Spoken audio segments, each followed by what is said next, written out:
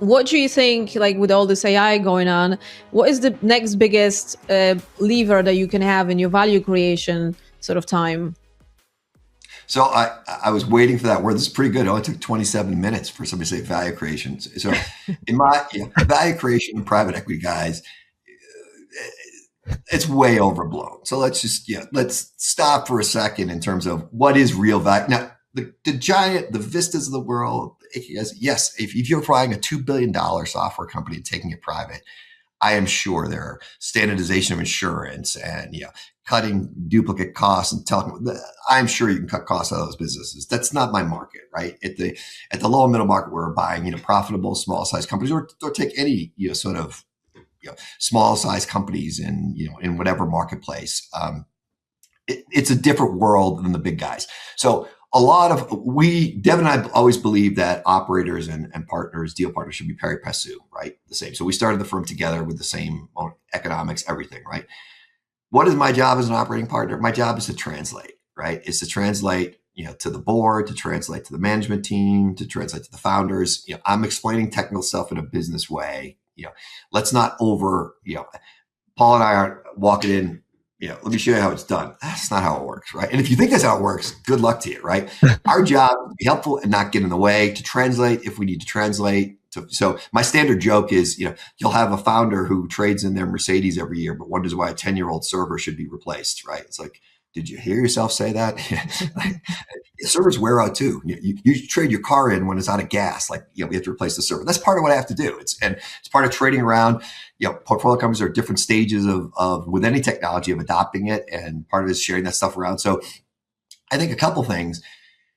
I think we got a little too far on operating partner, and we've done a lot of conversations about this in the Funcast. That the operating partner thing started out as a CEO who did really great for a deal for you. They sat around the table, and mostly they were kind of keeping you on ice when they found a good deal. Then they put you right in that deal, right? So the poor operating partner here, he had to go once a quarter write some analysis, some portfolio company, whatever. But they're kind of sitting around and sitting on boards. And then we got this crazy thing where we're going to do all the work for you. No, we're not. And if you think that I can walk into any software company and know more than they do about their business, no, I won't. Now, what do I know more about? I know more about how other size businesses are doing it. And I can suggest that there's other ways we've seen things. But our job is to be helpful and get out of the way, right? And understand the reality of it's like any other business, right? That there's going to be some CTOs and CEOs and heads of sales that we get along great with, and some we don't. It's also, that's the one weird problem. When you hire a consultant, you get to pick them. When your private equity firm buys you, the operating partner is the operating partner, right?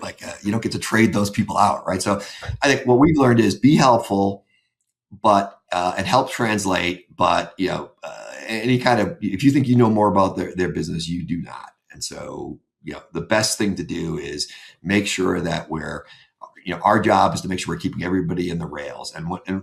So I'm a software guy. So part of it is, hey, if we're going to rewrite something, maybe I'm not wanting to rewrite it in the latest and greatest version of Rust, where I can't find any people that can manage that application after. But now I'm sitting in a situation where, there's some really good AI models that can manage that Rust for me. Wow, this is even disrupting our mode of what do I know? What is my expertise?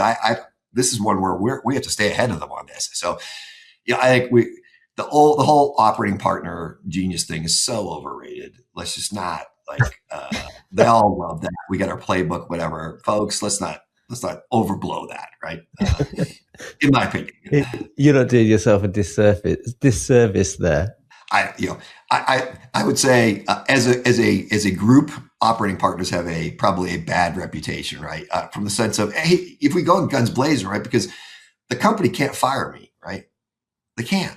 Right? They can ask the deal or the board. They say, hey, I don't like working with Jim, whatever. But it's not like I'm an employee that they could fire.